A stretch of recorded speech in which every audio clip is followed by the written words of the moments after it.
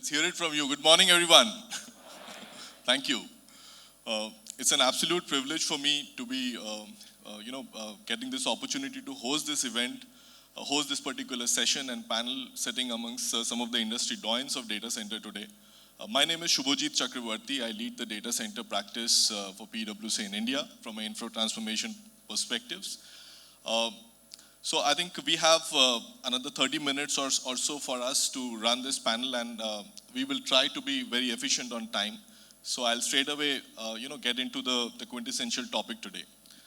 I think AI, very much the quintessential AI refuses to leave any room, any discussion which is happening around it.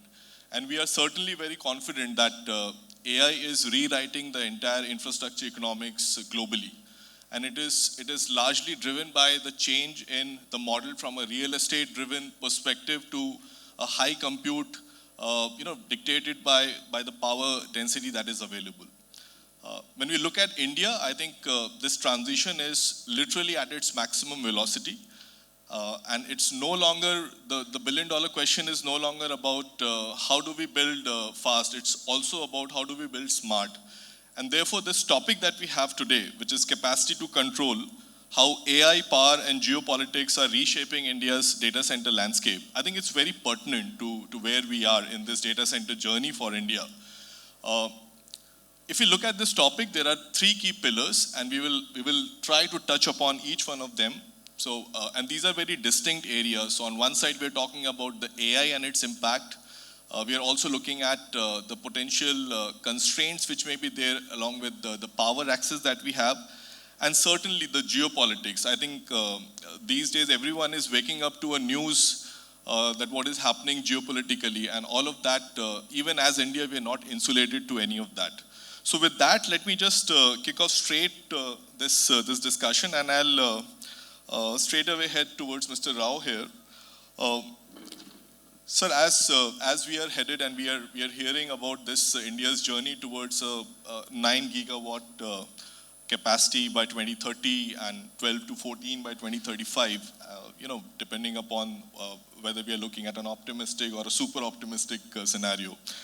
How do you see this entire race towards this new kind of capacities? Is it dependent a lot on how the explosive demand for LLM training and AI inferencing? And do you see that there is a shift in the strategies of the data center companies because of this, moving away from the standard colo towards the localized GPU business? Your thoughts on that, sir? Good morning, everyone. Now I think AI is driving the infrastructure to be more smarter and adaptive. That is the first thing. It's not like before. I think we used to build on a standard rack. This is the power. And now I think everything depends on the power availability, the GPU density, and the cooling, what is available there. It's no more a real estate play. It's power and engineering play. Can you hear us? Okay. Yeah. So if you see the capacity, I think at least the forecast of the market says that by 2030 it will be around 8 to 9 megawatt. At night now, I think in 26 we are only at around 1.5 gigawatt, where it's going to about 8 to 9 gigawatt. That means so much power should be available for the growth. And of course, I think it's basically one thing which is very clear is the power has to be there. Without power, I think all these things will become very difficult. The growth, what we are planning, what people are forecasting, it will be very, very difficult. The infrastructure has to be more smarter and adaptive. So in what way you will make the infrastructure more adaptive and smarter? So naturally, I think once you look at the market, I think with so much growth is there, so much demand is coming, we have to cater to the demand. Otherwise, India cannot be a preferred destination. For all these players who are coming in, can be a neo cloud, or it is the hyperscalers, for all these people.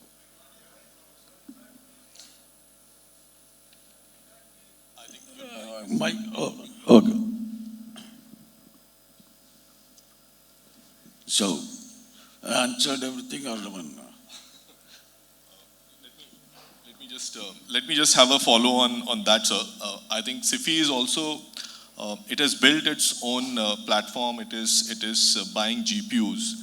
So from this standard co-location towards this GPU-driven, GPU as a service-driven, are you seeing this as a strategic shift in the entire industry, or is it something? Is it a large opportunity, or we are just being opportunistic on a small-time bet? Just your thoughts on that.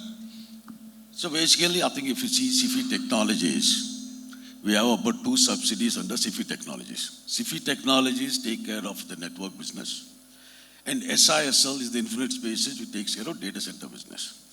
The third company is SIFI Digital Services, where they will take them on IT and managed services and everything.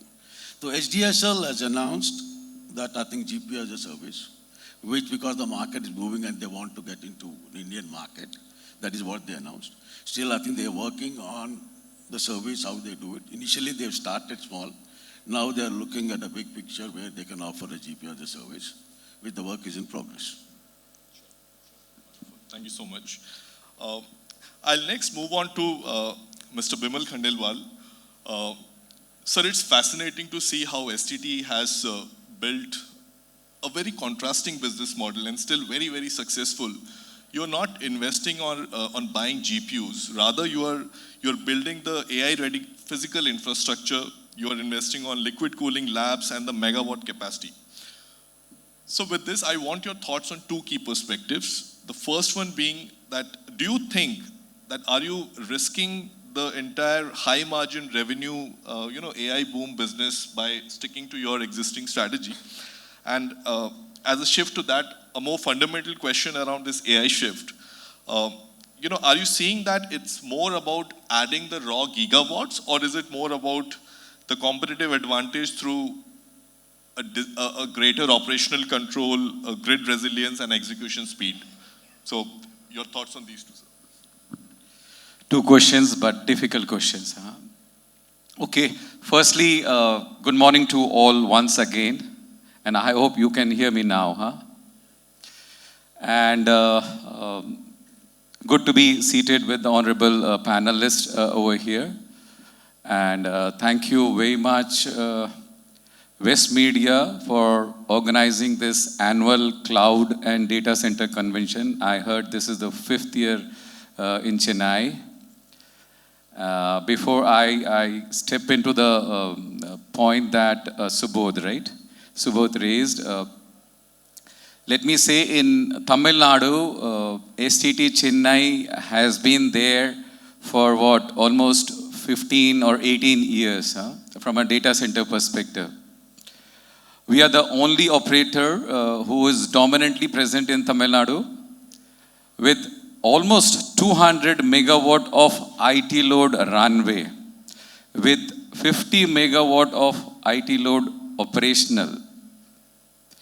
So that's about STT and Chennai, Tamil Nadu. Now coming to the 2 points Subodh raised, let's me take the first one. It's the strategy that we have. STT GDC is pure play, a colo player. Now what it means is we are not there in the GPU as a service. India currently hosts 1.7 gigawatt of IT load capacity. Now, over the years, the data center has grown big. In 2020, it was 400 megawatt of IT load. We are currently at 1.7 gigawatt. The way it's been projected and estimated, and every day we hear a new number being thrown to us. I may want to, as of now, say that yes, the industry is poised to be at around 7 to 8 gigawatt by 2030. Now, what it means is from 1.7 gigawatt to 8 gigawatt in next 5 years. I think that's a big number. Now, any other layers of services that has to come, it has to come only on the colo service provider. So first and foremost, as an industry, we'll have to build a colo and then the GPU will ride onto it. Till now, it has been the cloud which has been driving the demand. Since last 1.5, 2 years, we have been hearing about AI workloads coming in, and that's what is pushing the demand as well. We believe there is enough and more runway to build the colo in next 5 years. And we have been doing good over last 2 decades of our existence in data center business. And we would be focused around colo only until we change our strategy, let's say in 1 or 2 years. But there is enough and more business and margins which is there, and our strategy would hover around that only for the next 2 years. What was your second question? So is it more about, the operation? Yeah. So 1.7 gigawatt, it took so many years to come till now at 1.7 gigawatt. We would be hearing a lot of announcements being made by big Indian conglomerates saying that, yes, we would do 1 gigawatt of capacity in next 4-5 years. DC players also announcing investments and the growth plan. So is the hyperscalers wanting to have their self-build. Now, the industry, if you ask me, is just the start of a hockey stick. We have just started and taken off. And technology is ever evolving. With AI workloads coming in, which requires higher rack capacities, higher power requirement per rack, higher density racks, and energy efficient capacities, which can further be scalable to higher capacities. There is not enough of skilled execution capability which is available in India. And that's where we believe we all will have to work towards building the capabilities. Now, while we build the data center, which is important for us to channelize the demand rightfully, what is more important is we are able to maintain and run the data center as well, which many new players, they are yet to step into that role. They are into building phase. And hence, it's not only the building capabilities, developing the data center capacities. What is equally important is to have the capabilities and the skill set to run the data centers to meet the SLAs the customers are looking forward to. Lastly, yes, power, which is the heart of our business. The resilience of the infrastructure is what will get tested as we move forward and increase our capacities. In our scheme of things, resilience of power infrastructure and the skill set required to serve the SLAs of the customer is what would be most important and tested in the times to come. Hence, the overall growth strategy would hover around these points. Thanks. Thank you so much, Vimal. I think these are very, very insightful. Good to hear the contrasting views as well, how Colo will be competing vis-a-vis. I'll just come back to Vimal here, and I'll be very candid in sharing that Vimal has been also a mentor to me when I started this consulting data centers. He has also been mentoring us. So thank you so much, sir, and it's really a privilege to be hosting you today here. Sir, I'll be interested to get your thoughts on a very different aspect. We are seeing this rapid demand. Everyone is talking about AI going through the roof, etc., etc. But there is also a contrarian view that there is an underlying risk. What if the AI adoption doesn't happen the way people are talking about? It also puts a lot of these multi-billion-dollar investments which the data center companies in India are doing at risk. So what's your take on that, and how are you mitigating some of these risks as you go forward? Thank you so much, Shubhajit, and good morning, everybody. I think we are not seeing the actual AI picture yet, at least India. But now, in the last couple of months, we have seen the GPU providers, collaborating with neo clouds and getting the opportunity to India. So, please, I'm just requesting everybody that AI workloads for us, as Bimal also said, we are co-location providers. We are here to give infra.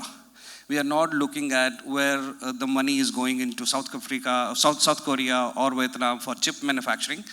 But those chips will be installed in India. Don't get scared that AI is a bubble or it won't move. You will still get your share. So you will get neo clouds, pumping capacity. And the 150 kilowatt racks, 100 kilowatt racks, I think right now, both hyperscalers and the new cloud providers, they're asking, the requirement is huge. We are still slow on capacity. The supply is slow, the supply is less, the demand is more. So I don't think AI is going anywhere. And we do have checks and balances when we are working with these providers, whether it's hyperscalers, neo clouds, Chinese hyperscaler clouds. So they are also coming from a different route. So we are careful, not only in India, but globally also. We are categorizing. We also, because 9 gigawatt will not come just like that. You need money, okay? And that money is huge. So we have to be mindful whom we are partnering with. And that, I think, probably is a job of our finance. They are doing it well. But don't worry about AI. You will see a lot of growth from the neo clouds, being pumped in India. Thank you so much. And this is quite comforting to hear that you guys are also thinking on, how do you mitigate some of these risks. You spoke about those 130, 150 kilowatt rack densities. I think that's where the question around the high power consumption that the data centers typically have. And let me just shift the gear here and move to the physical reality of building some of these infrastructure. I'll come to you, Mr. Berry, as one of the comprehensive design, build, and delivery model organization that you are leading, and you have been building a lot of data centers for Microsoft and entities of the world. So when speed to market is very often the key, and some of these hyperscalers, they are chasing the speed to market. How do you balance during the build stage, the critical environmental efficiencies, green certifications, the structural safety, those kind of aspects? And I know that you are amongst one of the few builders in the country who have the top rated green certified buildings against your name. So it will be very interesting to understand your perspectives around this sustainability in building. Over to you, sir. Yeah. Thank you. Good morning. I'm in the midst of the brain and the heart of... Sir, please. Yeah, sorry. I'm in the midst of the brain and the heart of data center industry, whereas I'm the bodybuilder. I build the infra. Okay, what was started with the 10 megawatts for the entire data center of first we built in 2017 for NTT. Today we are talking of 10 megawatts, not 10 gigawatts. I'm sorry. See, that is the problem with the body and the mind. So the mind is very sharp and focused, and the body is always concerned and careful. We talk of safety and the quality. Okay. So what I'm saying is, the total first transaction what we did for entity was 10 megawatts, 300,000 square foot, 10 megawatts. Today, we are doing each floor 10 megawatts plus. Can you imagine? From 2017 to 2026. And it is not hearsay. It is what we are doing it now. So data center is really come a long way. And then whether from the the GPU of your NVIDIA to the TPU of Google, the technology is changing like nobody's business. So in this speed of changing technology, how fast you deliver, that is the name of the game. The speed is the name of the game. In that speed, we cannot work the model what the IT operators have been doing earlier, like a TC model, or even the GC model will not work. It has to go beyond the GC. You have to find a development partner, who align with your vision, who align with your vision and what you would like to do in next 2 years or next 5 years or next 10 years. That alignment, taking all the stakeholders together, that is where the success will come. Because today, as you know, what was done by Microsoft back in near London show, as in the deep sea, as a trial run. Today, China is doing like practically every day they are working on that. And what deep sea now? Elon Musk is talking about setting the data center in the space. He's already demonstrated. So, it is really, really changing. So what we need to do is basically, all the stakeholders work together, and because the major, veterans are here, sir, whenever you go for a new project, you must have 4 or 5 things that is prerequisite. First, your property should have a power readily available. Not that government is promising, we will get you a 400 kV station, we will give you a 220 kV station. That promise will not work, because your delivery is committed. Since the delivery is committed, power availability, you must make sure first. Second is the data center, there's a lot of other prerequisites are there. All that has to be taken care, including the accessibility, and all that factor. Okay, then the third, the geopolitical aspect. Now, what is a disadvantage to the Gulf country is perhaps becoming an advantage for India. After the Iran hit their data center, because data center is all about the security. That security is threatened. So that is a great advantage for India. Here the data center industry association, if you don't have, you must make it, and then go to the government. Work with the government. Government has to come with the data center park of 500 acres or 1,000 acres, and minimum a gigawatt power, so that the infra should be furnished and supplied by the state government. That is where we can change the delivery schedule. Otherwise, each data center takes its own time. And then the permission, the approvals, getting the land alone, sometimes it takes more than a year and 2 just to acquire the land parcel. So the speed, what is most important, is threatened. So this is my suggestion to the body maker. I don't know how the brain and the heart is going to accept it. I don't know. So I'm sure they will accept it. Why not? At the end of the day, it is all about the speed. Thank you. Thank you so much, sir. I think you touched upon some of these aspects around ease of doing business, if I may talk about it. And we have the policymaker in the room as well, Magesh. So Magesh, come to you. But I'll save that question on ease of doing business for later, because as we were, talking more from a sustainability perspectives, and Mr. Berry also touched upon that, from a policymaker's lens.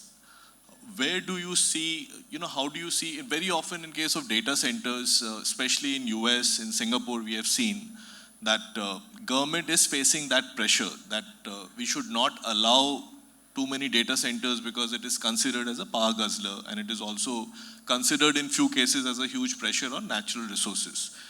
While the data centers are, they are innovating, they are finding ways to be more environmentally sustainable, but as a policymaker, Magesh, How do you want to navigate this? And when you are drafting the state policies, and Tamil Nadu is at the center of the entire data center, transformation that is happening in the country. So what will be your priorities? Some thoughts around that. Thank you. Good morning, everyone. The transition of data centers from being a mere storage to compute engines happened over a period. But the transition for compute engines to become inference engines, it's going to happen very fast. And we all know that if there is no hardware innovation, then there's not going to be any compute. And if there's not going to be power, none of this works. So power is the bigger animal which has to be dealt with. So power is going to be a problem because the consumption is going to be huge. But when we look at the policy angle for the state, so where it starts, the supply side, the demand side, AI had made India as a level, it's a level playing field now. And for anyone to participate, anyone to bring up AI solutions for that matter in the ecosystem. We had about 2,000 startups in 2021. We now have 14,000 plus startups. And like 30 to 40% are like deep tech.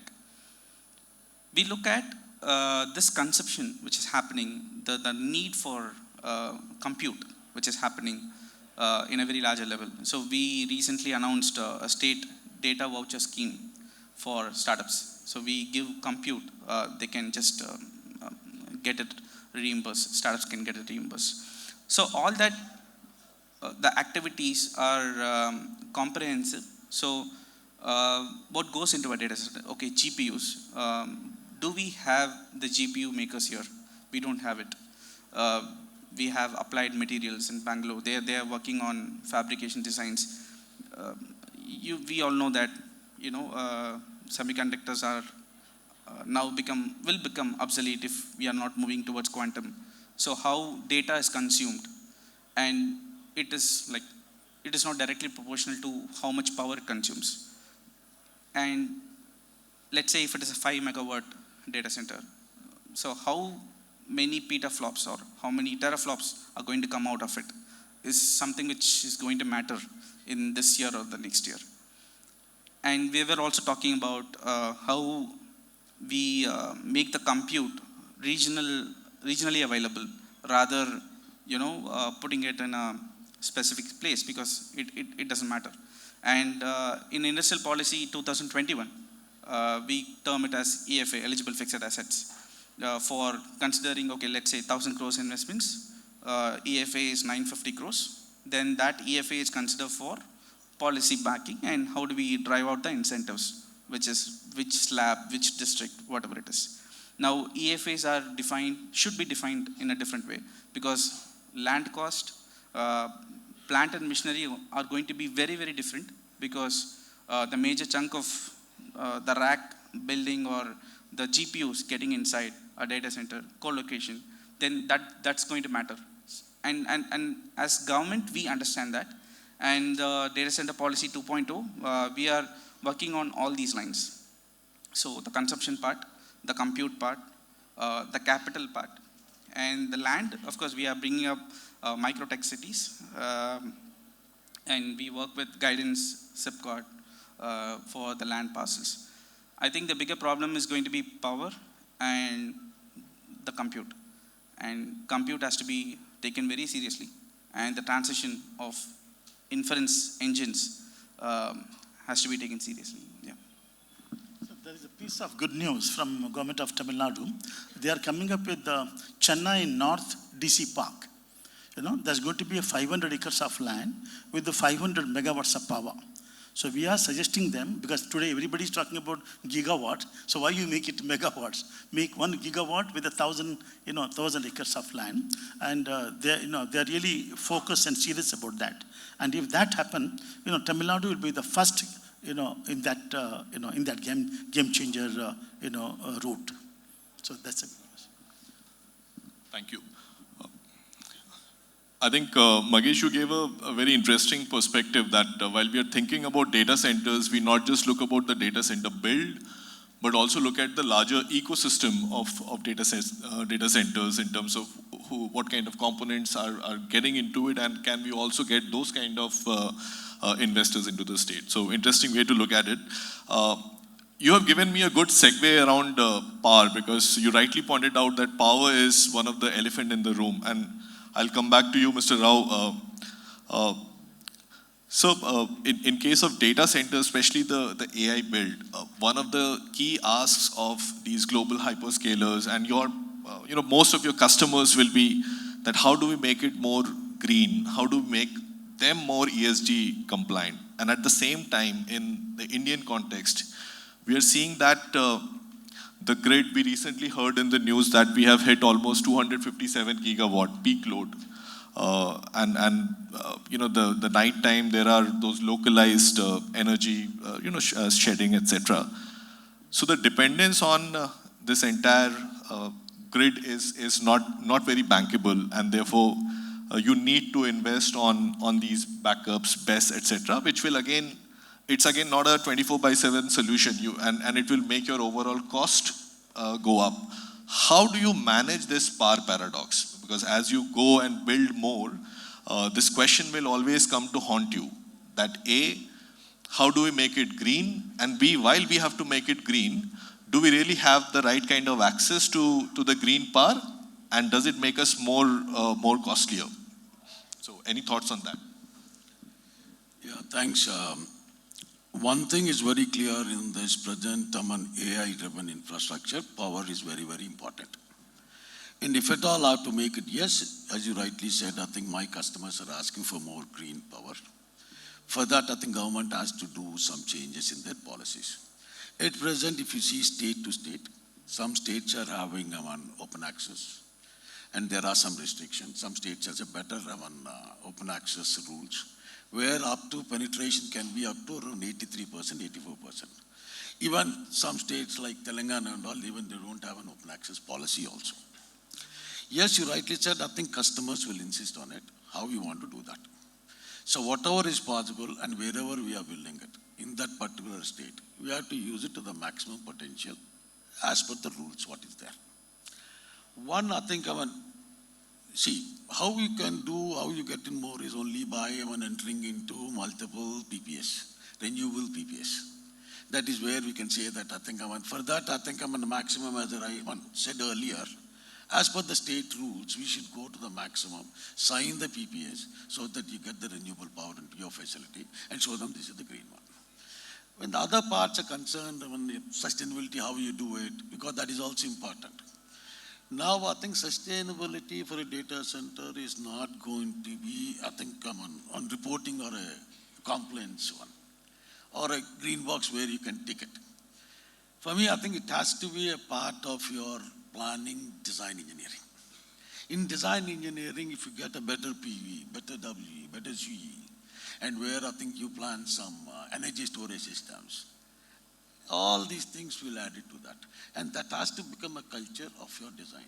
Design culture has to be there, how you start planning it. Thanks. Thank you so much, sir.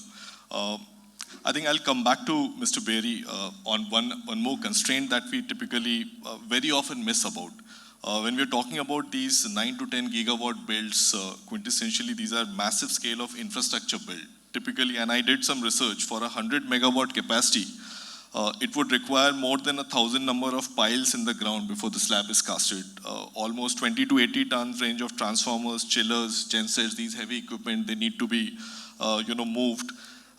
There's a need for multi-axle trailer logistics. The foundation design built for slab loads, etc., are much higher. A single chiller, 60-ton chiller to be moved onto the roof. So essentially the point is, as a design build developer, how do you see these infra servicing capacity? Is that a constraint? Are we really in a position where we can do these kind of massive builds of 500 to 600 megawatt every year? Or is that another constraint which we are not talking about? I mean, that is where I mentioned that we need to upgrade from the general contractor to the business partner, development partner, because all the minds have to work together. I always say that, before the project started, we, about at least 1 week must take off, go to Mauritius or some other place, lock ourselves, and then go into the minutest detail. See, the name of the game again here is planning. Globally, 70% is a planning, 30% is execution. In India, 15% is a planning, and I call 85% is a firefighting. Unless and until we go into the minutest detail, what has to come when and how it has to be ordered, the long leading item and etc. That is one aspect. Second aspect is a modular. For this modular, especially on the MEP, MEP should be a modular concept we need to adopt. So that when it comes fully fitted. It's like a plug and play. That is where we can expedite the speed, on the MEP front especially.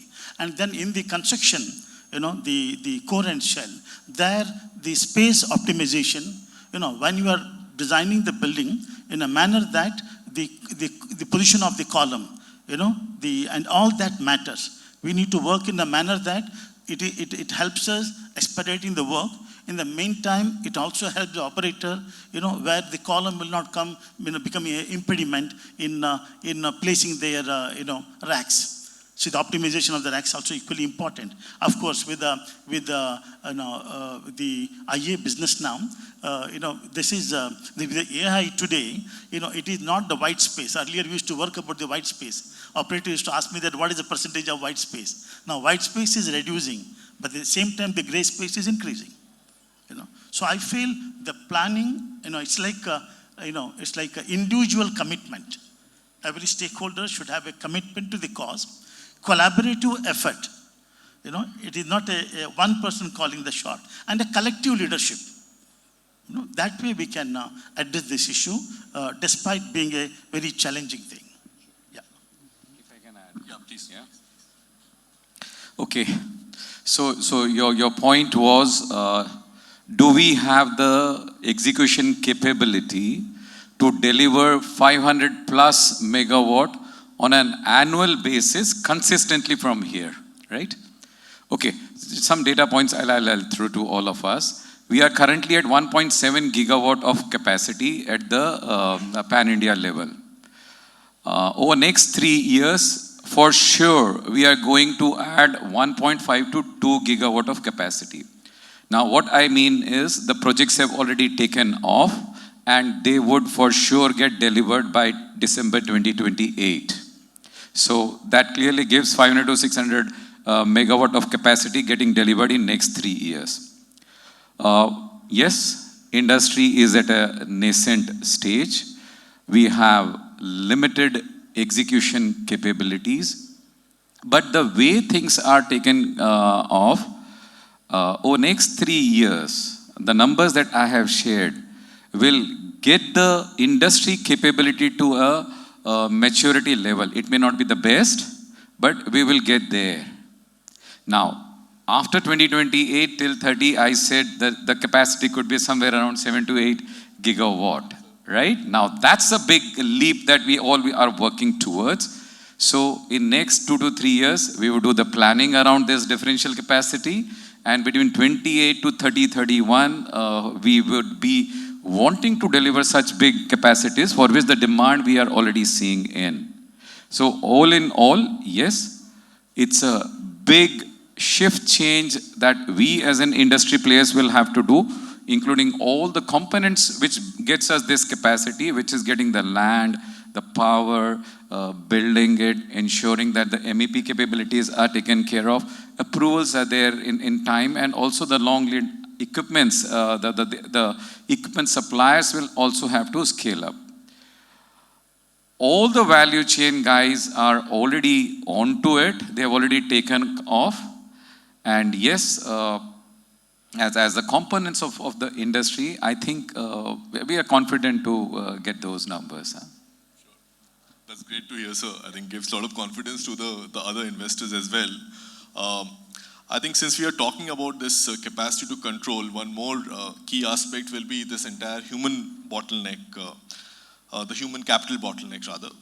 And yes, yes. So while data centers traditionally, they're not seen as very employment intensive, Vimal, and this is more to you, I'm coming to you for this. Your views around, specifically when we are talking about the liquid-cooled, high-density AI data centers, it requires sort of these specialized engineering, capabilities, which is still considered to be the availability is a bit scarce in the country. There are a lot of software developers, but these specialized engineers, people say that it's difficult. How are companies, the Indian companies like Entity, they are building their own talent pool internally, and how are you, kind of taking care of this human capital bottleneck or the skilled workforce bottleneck? Your thoughts on that? That's not true that we don't employ people. So when we start building data centers, we have thousands of people working.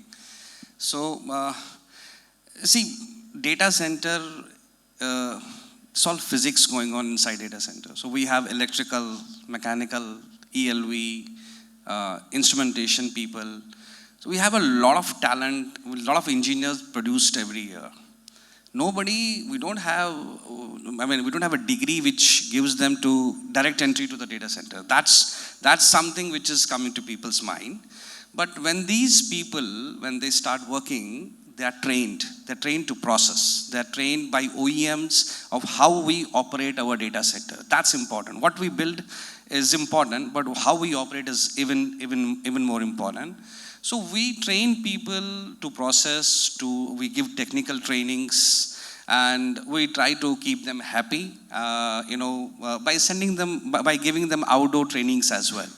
So you don't have a talent, skilled manpower as such problem, because we are also relying on OEMs. We're also relying on people who are supplying skilled manpower on rotation basis. See, what is the threat? The threat is these engineers who are paid not too much, so they can get a better opportunity, and there are so many people coming, they want to poach people, so they give a salary increase and they move on. But that you cannot stop. So what you have to do is keep recruiting good engineers, train them in the data center, and try to see that you are giving them enough so that they can stick to your organization. If you look at Entity, I think whenever I walk in data center, I see people who have been working there from 10, 15, 20 years. I think that's how you need to take care of people. You don't need as such data center specialists. You train them on CDCP, CDCs, ATDs later on, based on their interest, how much you want to acquire. Because data center, it looks very simple. It looks construction, MEP, chillers and all. But when you actually design it, when you go to core, we take around 6 to 8 months to design one site. It's a lot of insight. So you don't lose those people. What you're losing is the people who are operating on daily basis. So we don't want to lose our core engineering people. Yeah. Yeah, please. Yeah. So manpower, right? As Vimal said, we need manpower to build and then to operate, right? What I can say is the sheer demand of the manpower is so big for building the data centers and then running the data centers, which is operating the data centers. I would encourage people to take that path, the young students, and for sure we have requirements. I will not say gap. We have huge requirements coming in for the people, for the young students to opt for data center related academics, and then sheerly riding on to the overall growth that we all are seeing. The technologies are evolving and changing. You said liquid cooling technologies. While we are in the build phase, few of us are already into operating phase around liquid cooling technologies. Yes, there are not gaps again. There is a need and the requirement around those skilled resources as well. I would encourage young students to offer data center related academics. I think, yeah. See, Bimal, we need to give opportunities because those people who are engineers have a logical mind. When we first built 2.5 years back, when we installed DLC and liquid immersion cooling, even the OEMs were not too confident. We worked together, and the people who made it happen that time, I think some of them are still with us. Some have been taken by other companies, but that's fine. As long as we are producing good technology people, as long as we are imparting knowledge, it's good for the industry. That's what I want. I think we are on top of the hour, and before we close, I'll save some of the time for some of the questions. I'll just give last 30 seconds, Magesh, quick comment on how we heard some of the speakers talk about the ease of doing business, and we didn't really get the time to touch on the policy aspect. But very quickly, how is government of Tamil Nadu thinking of incentivizing, creating more competitiveness for the companies who are investing? And also from an ease of doing business perspective, you can touch. I think, so we are working on the policy revamp, data center policy 2.0. I think I should invite you gentlemen to come in and give a stakeholder opinion, which we have also drafted a policy now. I think this should be tailor-made for Tamil Nadu, and we are very aware of that, and we are working towards it. And yeah, we are also working with guidance. We have a single window portal mechanism in place for the approvals. But incentivizing, as I told, EFAs, eligible fixed assets, are totally different now. And we have a definition. I think we are validating. Data Center 2.0 policy will be the answer for it. Thank you. I think, I get it from the MC here. We'll have to wrap it up here. Sorry, probably we'll take the questions on the sidelines when we are networking. Thank you so much, audience, for being so patient with us and for giving a patience hearing to us. Thank you so much, and thanks to all the panelists.